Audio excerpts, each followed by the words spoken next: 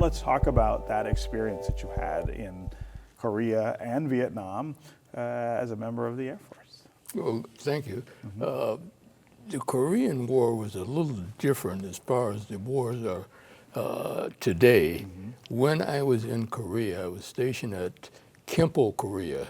For those who have been to Korea, it's K-14. Now, in Korea, the war was close to the time that the United States Air Force was formed. It was formed in 1947. And a lot of the NCOs and officers that were in the Air Force at that time were leftovers from the old Army Air Corps. And some of them were from the Deep South, and they brought their prejudices with them. Sure. However, the Air Force changed as time progressed. I spent 23 years in the Air Force. Later on in my career, I cross-trained and became an airborne loadmaster on C-141 type aircraft. C-141, in case you don't know, is a large Big cargo plane, right? cargo aircraft, right? And some of the things that I remember is flying back from Vietnam with a quarter of that plane filled with containers which contain the human remains of servicemen that had been killed in Vietnam. And they are the heroes. They are the ones that we should be thinking about today on Veterans Day. I also had the opportunity to go on the Honor Flight. The Honor Flight is a volunteer organization. They don't use taxpayers' money or government money. It's all contributions.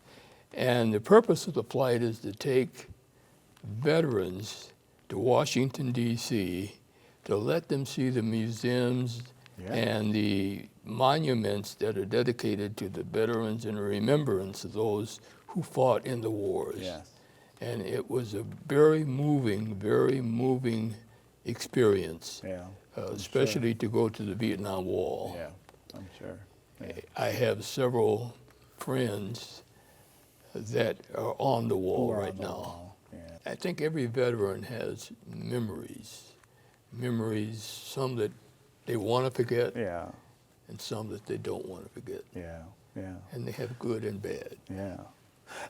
You were part of the Nurse Corps, and that brings in a whole other set of experiences because women have not always been equally treated members of the military either. Talk about what kinds of experiences you had as a pioneer, really, in that space. Yes, you're so right, Steve. I am a person who was born in 1928. Lots of people look at me now and they say, well, you were born before Christ.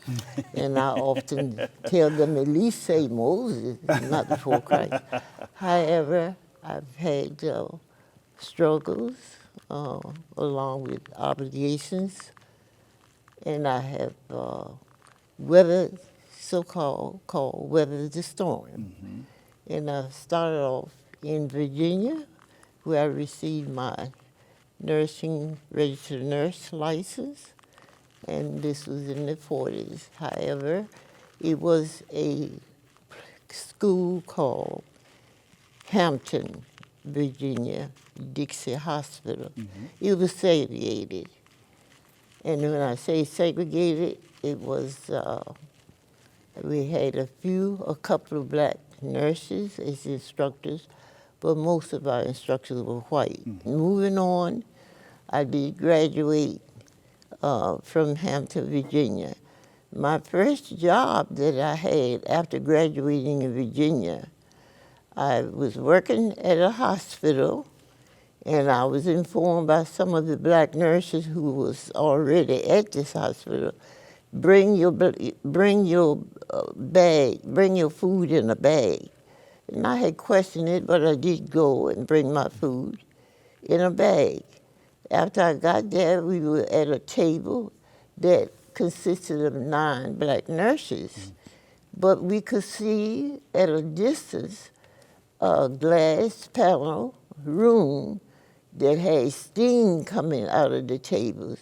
And those were for the white nurses and white doctors. However, the 9 black nurses, we had a small room. It was no tablecloth, and we were eating out of a bag. So I had a discussion with my father, and I asked him what's going on, what's happening. And he just said that, well, that's the way Virginia is. I didn't understand it. Yeah. Even though I had been a Virginia resident all of my life, I didn't know anything about the prejudice of separation of races. So I left and went to New Jersey, and soon after that I found out that there were similar problems. But I was so happy that I left with an open mind that race would not keep me in a baffle of hate. Yeah. My mission always, and it came from my dad. He was a nurturing father. I didn't have a mother. And his following for us to follow was always be kind.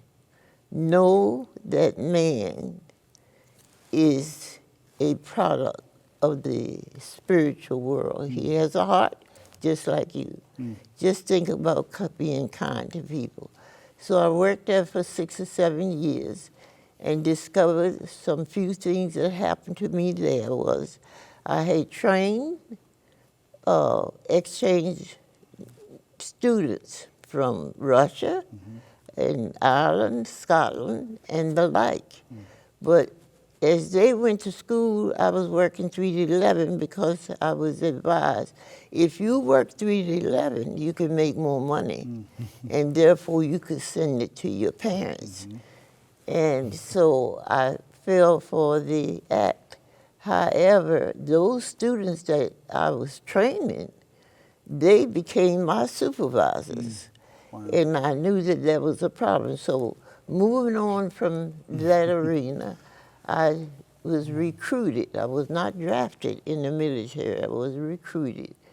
And I was commissioned in Fort J, New York, as first lieutenant. And I was flown to San Antonio, Texas, to follow through with my officer's training. And that was quite an ordeal for a person coming from Virginia and didn't even know the background of her own state. However, it was quite a learning experience. I had my nursing background, and this is why I was chosen for the commission. Tony, it's amazing to hear these Yes. stories, which I think a lot of people watching might think, well, this is all so long ago. It's all ancient Correct. history, but it is not that far No, from any of us. It really isn't. And I've had the honor and privilege of being the president of the Detroit chapter for a while now. And I'm always stunned and amazed at the stories. I still enjoy listening to them. This is my girl right here. So it's things that people need to understand. That's part of the purpose of the Detroit chapter, Tuskegee Airmen. I mean, this is preserving Yes. their stories Their story. for people now, and especially for our children. To communicate and educate, young and old, Yeah. because you'd be surprised. A lot of seniors don't understand and know what Tuskegee is all about and what they had to go through. So we travel, we give speech engagements, we go to schools. And one of the things I will even quiz you about, Stephen, you've heard of the movie Top Gun. Okay. What you may not have known, back in 1948, that was known as the aerial gunnery competition. At that time, the first winners of that competition were the Tuskegee Airmen. Wow. We won it first. Yeah. A lot of people don't know Don't that. know that, yeah. And so there is a trophy that is at Wright-Patterson Air Force Base that the first names on that trophy are Tuskegee Airmen. We just lost one of the last combat pilots, James Harvey, just a few weeks ago. He was 100. So they're becoming few and far between, which is terrible. That breaks my heart.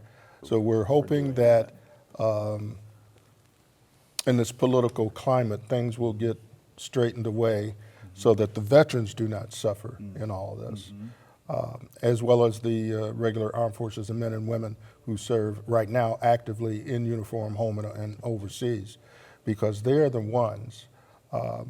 These people here were the pathfinders. Yes. They paved the way.